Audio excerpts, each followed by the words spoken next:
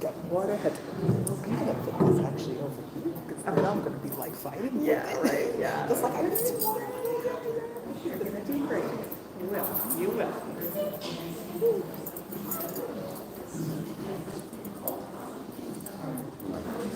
It's a celebration of you. You are awesome. The room is full of people to see you because you're awesome. And you deserve to be here. You did good work. You worked hard all these years. This is just a celebration. It's like a birthday party. Did you ever throw yourself a birthday party? Yes. Yeah. They're horrible, aren't they? Especially this last year, I got kind of sick when I was trying to do my little birthday party. Anyway, another story idea. There we go. I told you my life's chaotic. So other people in here that you feel comfortable with. Yeah, that's what she said. I know that. Other people like I don't know. He said they changed their hair, so I don't remember everything entirely. But awesome. So good. She always does that. She always does that. And I always have to tell her, like, Mom, put your headphones on. I don't want to hear what you're listening to. Are we stripping now? Yes. Oh, I do too. Yo, so my friends looks like they haven't like started trickling in yet because I just sent the link. So.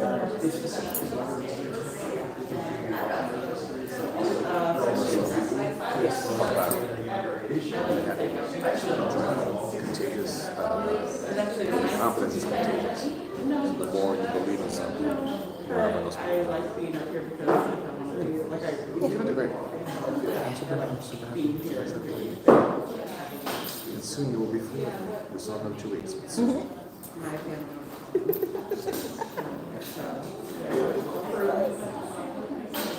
Strawberries, blueberries, blackberries.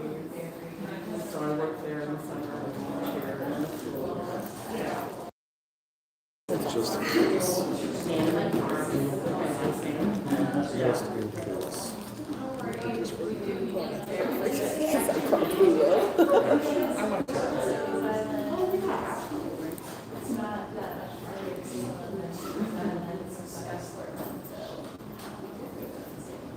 We don't do music, but we do have it for yeah. We do probably like 60% of our businesses. So here, We're just preparing to start the stream over here. Start the presentation, so that's why you're hearing chatter and such right now. Ready in 5 minutes. You probably won't be able to hear me because I'm not really close to the mic, and also there's chattering. But hard to turn down, so we move down there. I'm excited. I'm pumped. I'm nervous.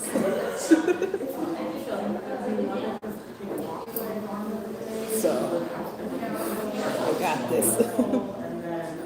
I can hear y'all very well. Okay, good.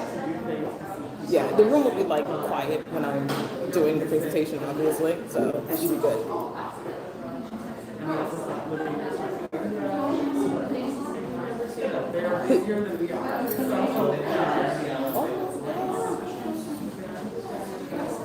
Got this.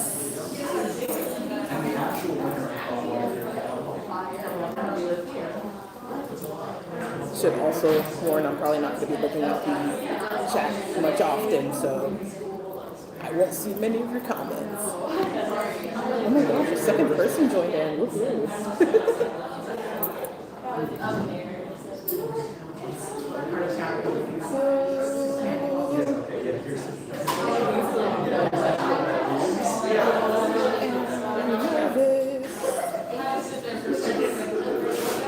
Breathe, girl, you got this. this. You're right. You're right. I got this.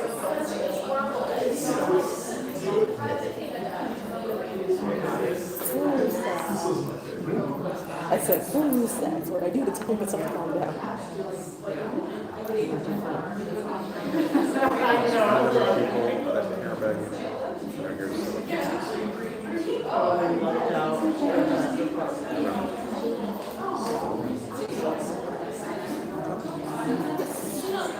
There's always like that overlap. So like in the spring, start and then so in August, and then really go God, don't choke on the water. but this is not. Yeah, that was my mentor. His name is Jason. He also works with comics. Really great guy. You'll see a slide of him in the presentation. You're gonna love it.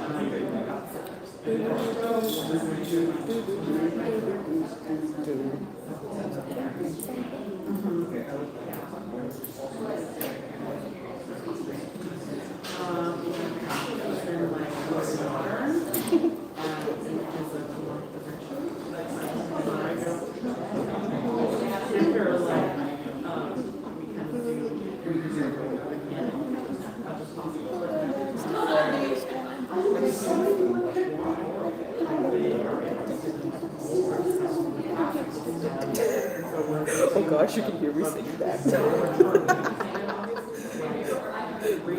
I gotta get the high five, so I gotta get that bling bling bling.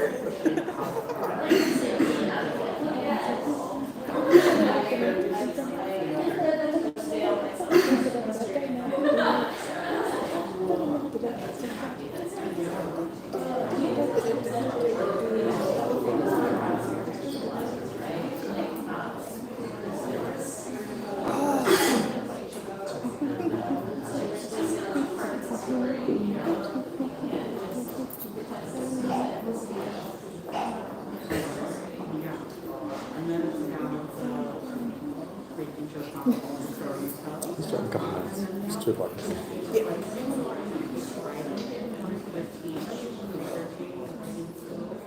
This is boring. You've read this speech so many times. Like, this is just boring. You're on top of it. You know the material.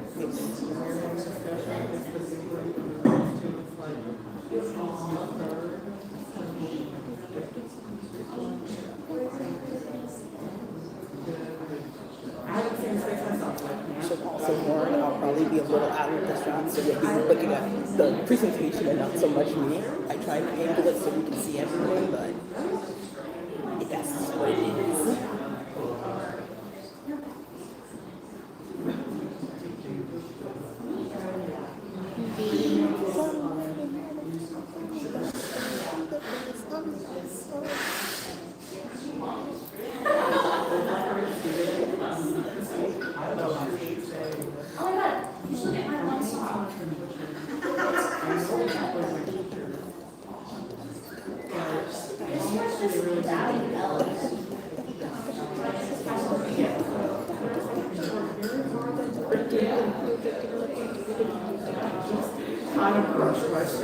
Oh, yeah.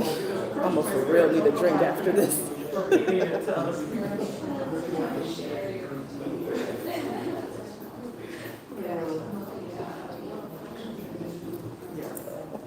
Actually, me and my mom are going to do sushi after this. Okay.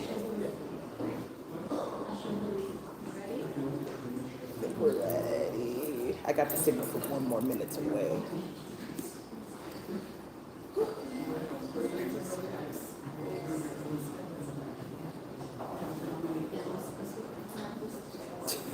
I feel that.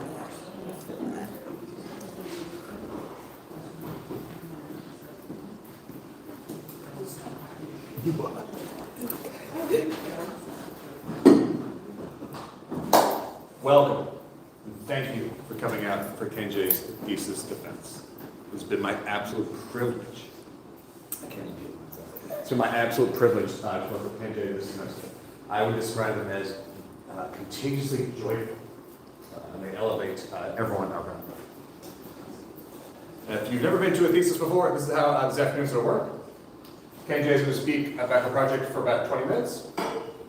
And then we're going to open up to questions from the panel, and then we're going to open up to questions from the room. Just a reminder, this is not a critique, this is a finished project, so any questions should be geared towards a greater understanding of the finished work and Kenjay's intent. And then I will very politely kick all of you out. So the panel and I can have a conversation about Kenjay's work. Don't go far. And with that, take it away, Kenjay.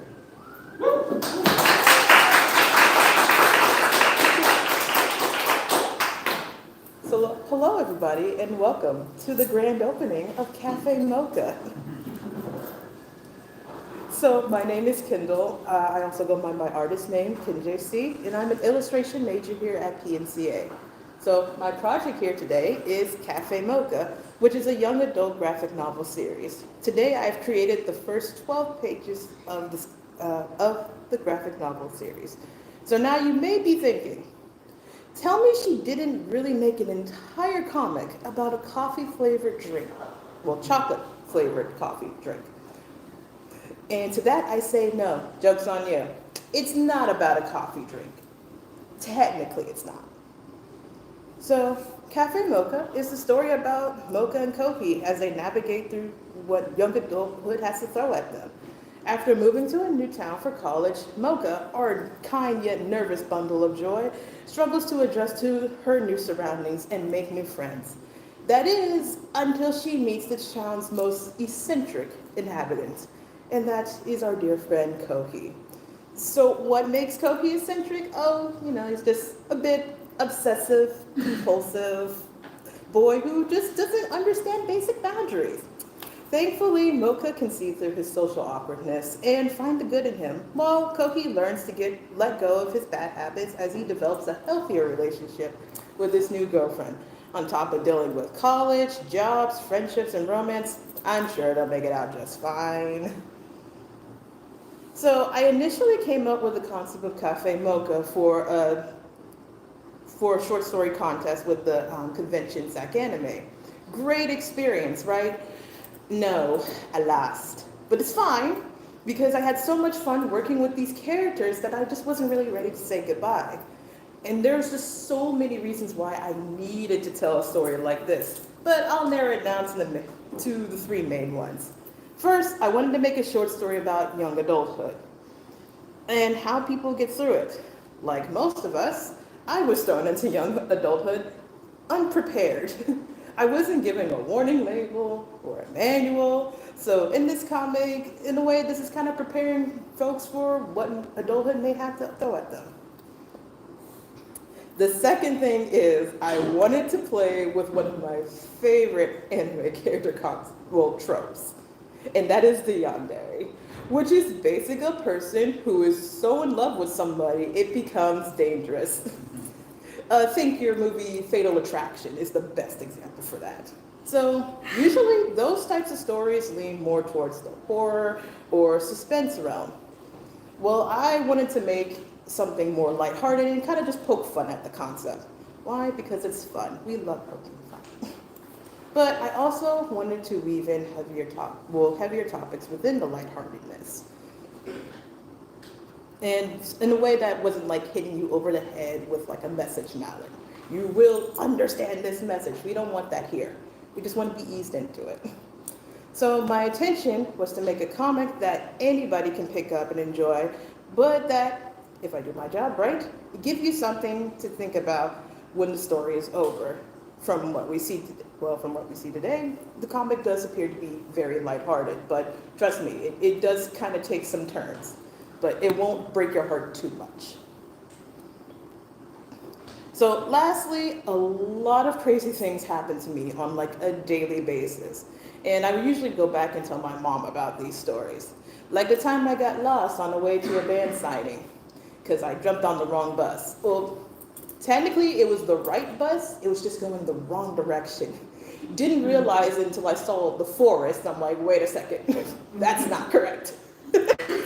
So I had to hop off, run across the street to the other stop. And hilariously, the bus driver, when she pulled up, she told me that nobody ever uses this stop. And I'm the first person that she's seen in 20 years using it. Thanks to that bus driver, her kindness and her generosity, she got me to that band sighting. And I still have the CD to show for it. And I learned how to properly read bus signs. Kinda, I still mess up, but it's fine.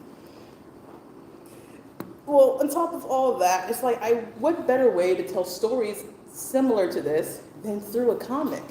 I can twist the ending and change up character names and stuff like that for fun. But also, I really need somebody to know about my ongoing battle with public transit. It's still going. So as I began working on Cafe Mocha, some parts of the process, of my work process changed. Like I realized I had to actually plan out the comic. Can't just sketch it, jump to line art and color. Like, no. I had to prepare a script for dialogue, I had to make thumbnails, and I had to make a beat sheet, which would basically plans everything that happens on every page. Like a lot of thought process went into this. So I had my work cut out for me, but honestly, I enjoyed the experience nonetheless. Along the way, I experimented with different types of layouts and did a lot along those sketches, was kind of working on making sure the perspective on certain things look correct. Because if I'm gonna have a diagonal background, it's gotta look like it works and not just flat. And the other thing I had to work on was the pacing of the story. Since I was telling a complete story in 12 pages, I had to really slow down. Well, that was the issue. I had to really figure out pacing. Couldn't go too fast or else I'll lose all that emotional character work and all the jokes won't land. But I couldn't go too slow because, once again, the jokes won't land, but readers will get bored and eventually put it down. And we don't want that. I want people to keep reading. So when it came to actually making this, I decided to mix two of my favorite mediums. So I mixed digital and watercolor because I love to paint. It's very relaxing, and as much as I don't really care for drawing backgrounds, I do love painting them. So I thought this would be a good idea to mix this together. And what we have here today is 12 pages of sequential comic work, mixing those two mediums. So I've also mixed a lot of other elements such as photography for some parts of the background. Thankfully, I am well acquainted enough with Clip Studio Paint that I can bring in unique materials into these comic pages. So for example, on pages 1, 9, and 11, they're all watercolor backgrounds, and I've edited them to just look a little bit cleaner and kind of fit the style of the comic. So the backgrounds on page 4 and 10 utilizes a bit of photography, some of my own and some of what I found online that fit well with the comic. And I just edited it so it would fit the style of the comic. And those pages were, once they were done, they were supposed to be printed in a final 6 by 8.5 printed graphic novel. So for Cafe Mocha, I had to play a lot of roles. I had my mentor help me out with some things, but it was all me. So I had to be designer, I had to work as an artist, as a cultural worker, had to be a layout artist and all that stuff in between. And I also became a bit of a cafe connoisseur, if I must say.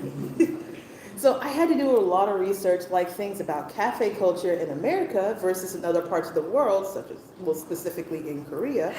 I had to do a lot of research on Korean cities and how they're laid out, along with studying parts of the San Francisco Bay Area. I did have some help from a friend when it came to refining certain parts of the story and also figuring some layout things.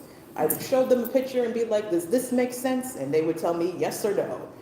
I got hit with a lot of no's in the beginning, but we got hit with more yeses towards the end. So the city our characters live in is known as Kopijong, which is a mix of major cities in Korea, such as Busan and Seoul, and my hometown Vallejo and parts of San Francisco. I wanted to blend the two in a way that made it feel like a real place. This required a lot, and I mean a lot, of photo references. I had to research a lot of city layouts, like I mentioned before, and I had to play around with fitting things together. But hey, as we saw today, it worked. But you know, we know what the city is like, but who is living in this city? As much as I would love to focus on mainly Mocha and Kohi, I think they need more people to hang out with and interact with. So I created more characters for the story. But when it came to characters, I wanted a diverse group similar to what I grew up around. So I took time to represent them in a light that didn't make them feel like caricatures. I also wanted to make sure the cafe drink or item that they're based on really showed through our designs. Like Kohi having a little bit lighter colors, similar to what happens when you add coffee creamer into coffee, it gets lighter. Or Mocha having her colors be more on the pastel side, but that complement green as well. And also contrasting that with strong dark colors.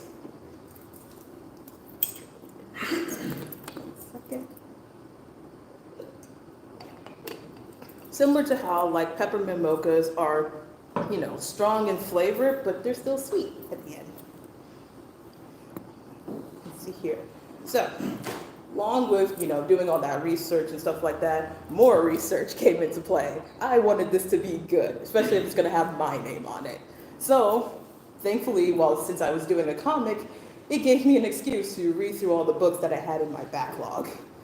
One of the comics that I used for reference, especially that for pacing and such like that, since this was a self-contained story, was the manga Mr. Villain's Days Off, which is a comedy manga about a Power Ranger type villain that takes his days off very seriously. Each chapter is a self-contained story following Mr. Villain and the other characters featured in the comic. So on top of giving a good laugh, I mainly reference this for pacing. Another thing, well, while also working on this also allowed me to revisit one of my most loved, well, favorite TV shows, I should say, that I usually enjoyed with my mom, which was a show called Living Single, or as I like to call it, the better version of Friends. I'm sorry, Friends fans, but it's the truth. It helped inspire me when creating the character interactions as well as the setting, essentially how the apartment they lived in became the character itself, and Cafe Mocha, the cafe, plays a role in all the stories and such like that. So, and another inspiration for all the stuff that happens in the stories, they're all based off of real things most times that happen to me. My days are very chaotic. I get very little peace, but it's fine because I've always joked about all the things that happen to me. I could make a book out of them. Look what I'm doing. So one of the many reasons why I wanted to make Cafe Mocha and make it the way that it is was because I wanted to make a story where the main character was like me. I'm a young plus-size Black woman. Though nowadays we're seeing a little bit more diversity. When I was growing up, I did not see a lot of it. The few black main characters in the comics I can name off the top of my head were Static Shock, Black Panther, Blade, Luke Cage, and Miles Morales. But even then, Miles came out when I was just getting ready to leave high school. So didn't really get to fully enjoy him as a kid, per se. And then along with that, you really don't see a lot of plus-size main characters in comics, and if you do, they tend to be either the joke character or my favorite, and I say in the most sarcastic way possible, plus-size character who loses weight is now seen as attractive. So I felt the need to have a comic that had a main character that younger me would have just loved to see.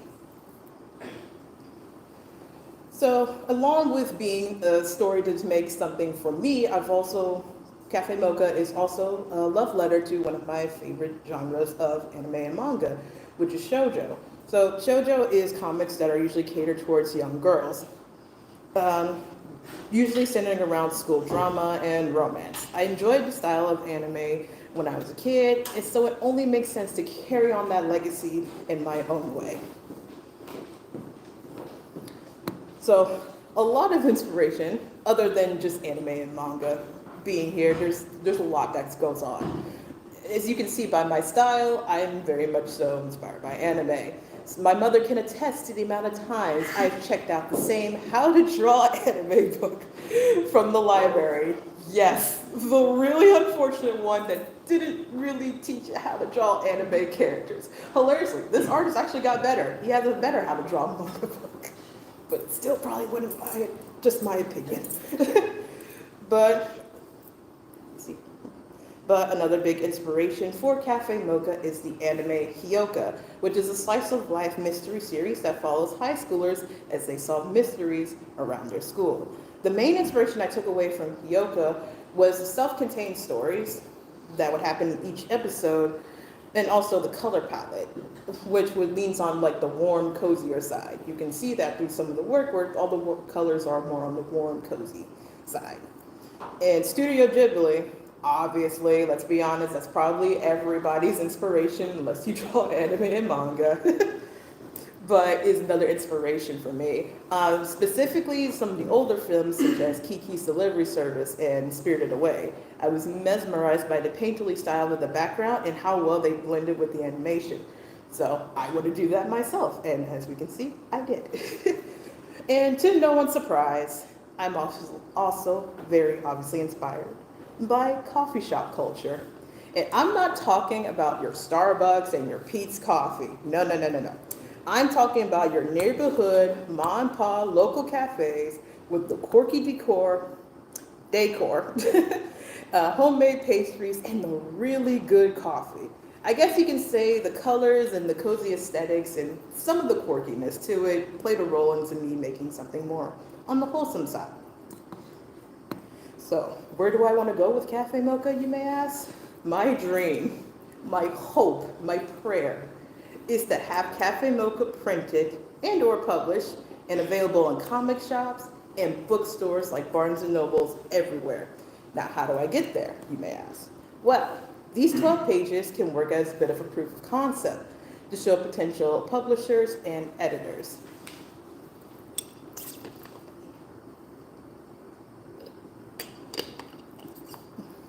So I have been warned in the past how challenging it is to get into the comic book industry, and that it would be better to show them what I did as opposed to what I would like to do.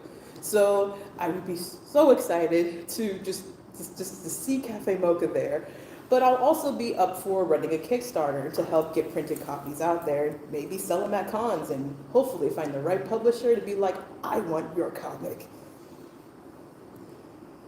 Now, along with having a printed version, I know with smartphones and computers and everything being the way they are, there's a lot of other digital avenues I can take to grow my audience. So platforms like Global Comics, Webtoons, Tapas, and Tumblr have a lower barrier of entry for new creators. Obviously, there's still the sweat equity of reformatting my pages from a printed format to the digital. Because if you know Webtoons and Tapas, they do the scroll and not the, what you would do with an actual book. But it's fine, I can do it. So, you may be wondering also, who's the target audience for Cafe Mocha? Well, the target audience for Cafe Mocha is those who love anime and manga, especially those who really love shoujo manga. So it's good for people who are longtime veterans of the genre or newcomers. It's also for young adults like me, who are not well versed in the ways of adulting, and most times ask for an adultier adult. So, reason why I chose this audience is because I feel like there isn't a lot of comics out there for us. Mainly stories that have characters that are college age and dealing with adulthood and surviving somehow. So, my original intention for Cafe Mocha well, was to have a printed version with additional character sheets and some 3/4 turnarounds. And as the semester continued and I revised the pages and I was working a job, I realized that it would not be printed in time. That, or I would have to compromise the quality of work. So Cafe Mocha will be printed, just not today. However, there is a prototype that you guys may have noticed when you walked in, prototype so you can see how it may look if it was printed. So, but thanks to that, it actually gave me more time to make sure the quality was up to snuff and also arguing with my characters, as depicted here. Just know, I won that argument. Also, my initial layouts went through many revisions and I had to experiment with some page design. So I learned to prioritize story clarity over dynamic layouts. I've learned a little bit more about how the reader interacts with the comic, as well as pacing and flow panels and how to establish tone. I was also made very, very aware of the importance of lettering and word placement. My confidence now when it comes to things like this, along with composition and layout, has definitely improved. So the biggest changes actually occurred on pages 9 through 12. So after a midterm review from both my mentor and I agree that changing the structure of those pages will allow the story to flow better. This also caused one of the watercolor backgrounds to be excluded and a half-page spread was added. The next set of edits were on the minor side, just giving pages 3 to 5 some backgrounds, just so you knew that the characters were in a city. So, with all that being said, I am still in the mindset of wanting to pitch Cafe Mocha to publishers, get this in bookstores. However, I also believe this is a good starting point for a career in the comics industry. So completing this just gave me the confidence to compete in this industry. Like I had previously mentioned, I can use this to pitch to fund a Kickstarter for the first book and build an audience from there. If this does get made into the book, though, I would like for this to be a series of graphic novels. I would only keep it to about 4 and maybe a special side story. So the way it would work out, that each episode / chapter would be a new story, and it would not only focus on Mocha and Koki, but some of the other characters. The audience would get a chance to know characters like Mocha, the ex-gang member who takes care of his dad and brother, and Taro, the fashion design major who's a little bit bossy, but she means well. Well, I'm sure you get the idea. Each character would get a decent amount of screen time along with our main leads. And I think Cafe Mocha has a lot of potential to branch out into a wider audience. So, before I end this, I have a few thank yous I would like to give. First thank you, I'd like to thank my mentor, Jason, to put up with all my chaos and all my silliness and everything, and really helping me bring this comic to life. Really do appreciate it. Next person I'd like to thank is my mom. Thank you for inspiring me and pushing me to pursue a career in art and just get me to this point that I am now. I really do appreciate you. Yeah, I'm so glad I saved this slide for last. But I also like to thank my dad. I really wish you were here to see me and to see that I know originally you didn't want me to do art for a career, but I did it, and I knew I was gonna get joked up. I know you really would have been proud of me. So thank you, Dad. And I'd like to thank viewers like you for stopping by, putting up with my silliness, and enjoying Cafe Mocha.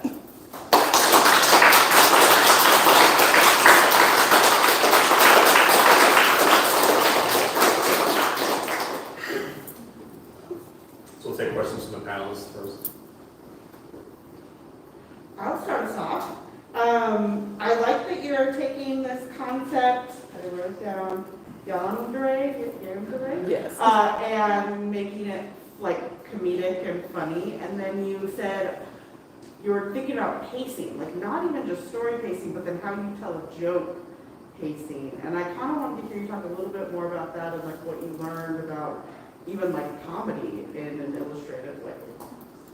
So for that, I had to do a lot more research than I planned to, but it also was kind of going back to, like one of the shows I had mentioned, Living Single, it is a comedy. So I had to just kind of study, like, how would they set up the joke, hit the punchline, and then drift off. And then I'm like, okay, so how would I illustrate that without adding too many words?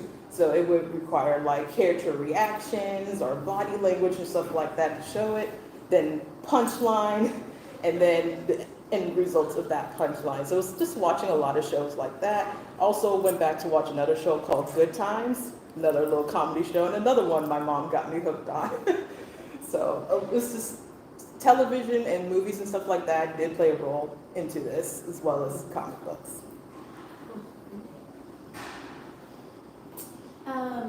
Thank you. I am curious about your interest in the watercolor backgrounds, mixing that with the digital. Can you talk some more about how that balance works for you and where you feel like you're at? Are you gonna continue to work with that? Are you happy with where that's at? Can you talk a little more about that? I definitely do plan on continuing to work with that. The reason why I kind of chose to do the watercolor backgrounds and such is just for some reason, well, I wanted to improve my skills when it came to painting backgrounds, and I realized I really enjoyed doing it with watercolor because I just like the way it looked. I like the softness and the feel to it, and then just like when using Studio Ghibli as an example, mixing that together with the media that I usually use, it just like, okay, so what do I do to make it look like this belongs in the same world and it's not just like stickers pasted on a painting? So that also gave me like a reason to really learn photo editing. So I love when things like lead me to learn other things. And I do, like I said, I do plan on continue doing that because painting is just a nice little thing for me to take a break from looking at my screen. I get to look at either nature or buildings and just paint and make things look pretty. And then the best part about digital, I can just bring it in, clean up all those shaky lines, get rid of all those water spots and everything else like that. Kenjay, you spoke about the tough transition from young adulthood to adulthood and how this book might help ease people in that transition. Can you talk more about that? Like what story elements are you going to address?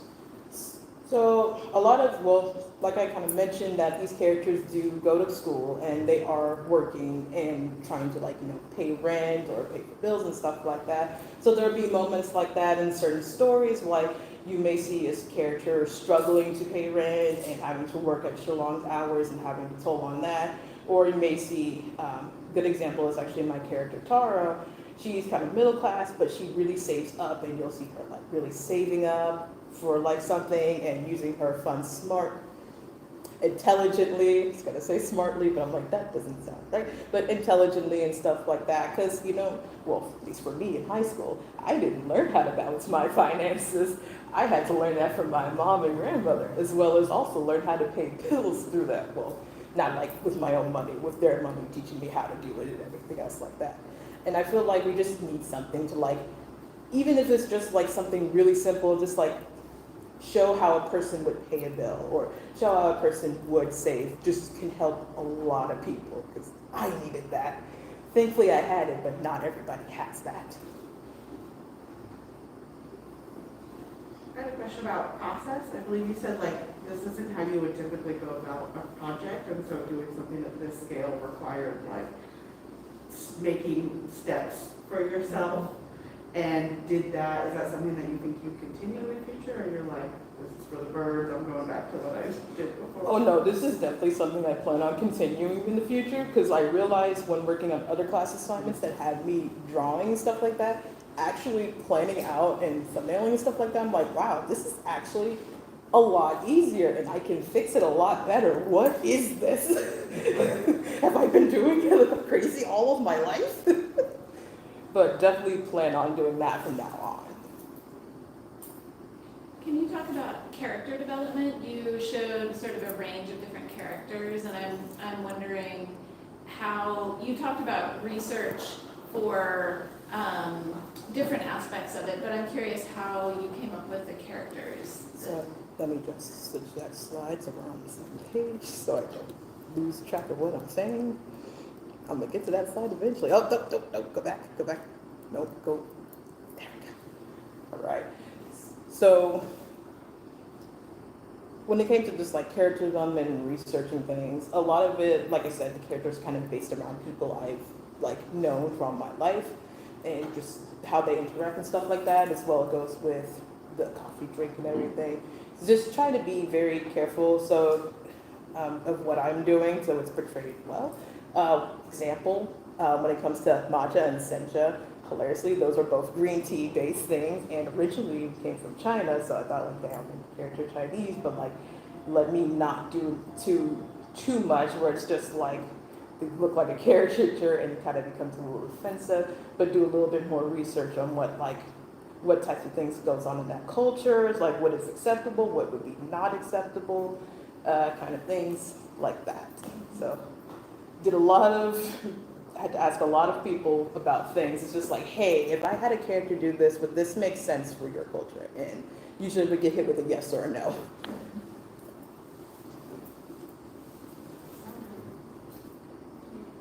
Awesome. We can open up to the rest of the room. Does anyone out there have a question?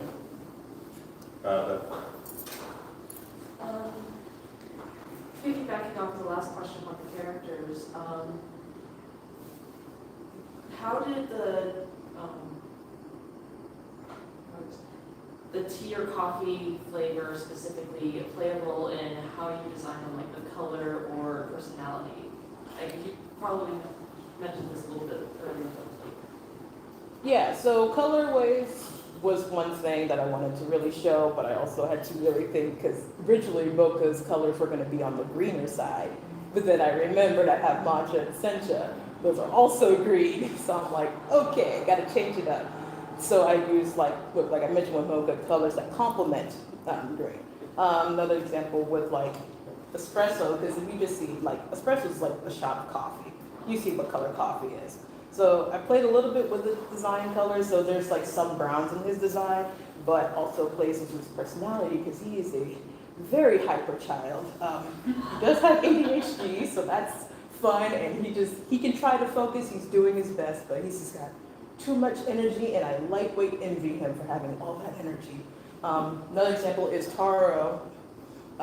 She's actually white and Filipino, and she's based off the ube purple yam thing. So I tried to take those kind of colors and kind of mix like, okay, this is what happens when you mix coffee into that kind of thing. It just gets a darker purple some places and a lighter purple in others. Hopefully that makes sense. First off, congratulations. So kind of a two-parter.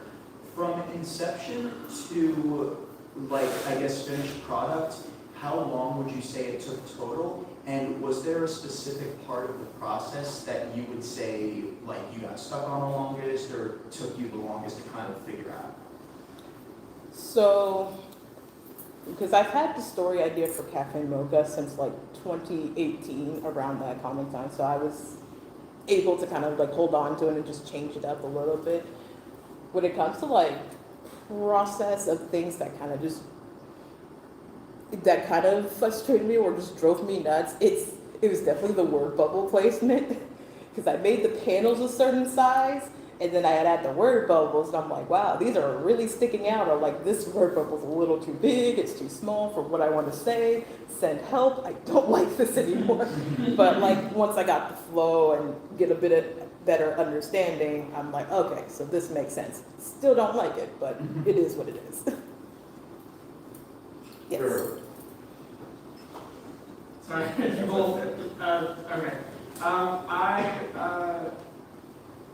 So when having to mix something as lighthearted as a slice of life, and then talking about more heavier topics, like I'm assuming Mocha sounds like he's gonna have some heavy topics going in, especially like talking about like the realities of like taking sort of a caretaker role. Like how did you juggle and prioritize that, and like was it easy to keep up that sort of like lighthearted aesthetic while discussing topics? Was there any sort of like particular things that you found interesting in that process?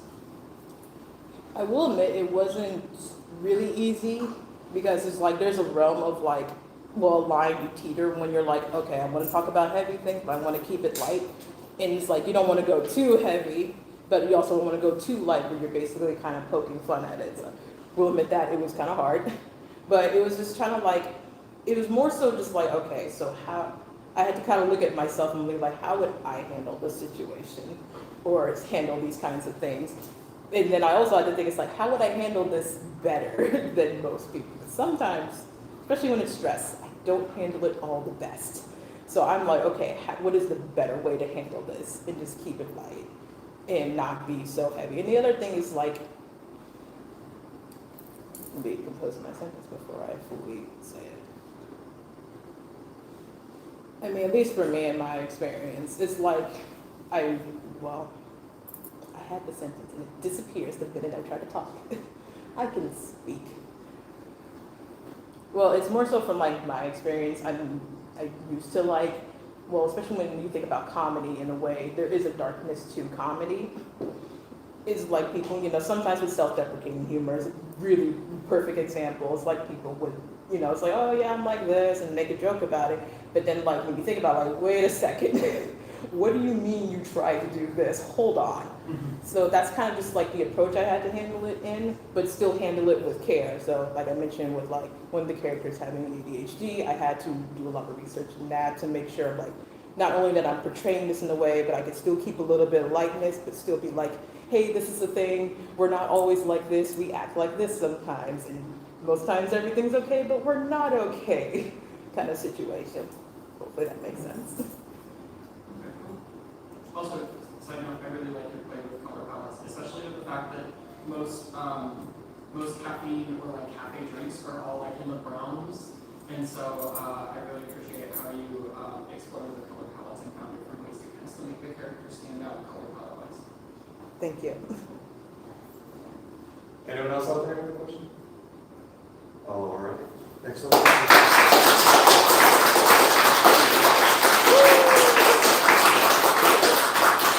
Kenjay has some business cards and postcards on that little table. If you want to grab one on the way out. I don't want to see any on your own. We need the room. Yes. No, go for it. Do the thing. Water. Thank you. Woohoo! We did it! All right, I'm gonna end the stream here, and I will talk to you guys later. Oh, thank you. Thank you. As I make my way out the room. Thank you. Congratulations. Thank you. Yes, more for the collection. Oh, thank you so much. Woo. Okay, how do I end stream? Yes, all right. I'll talk to you guys later. Bye-bye. Great job. Thank you.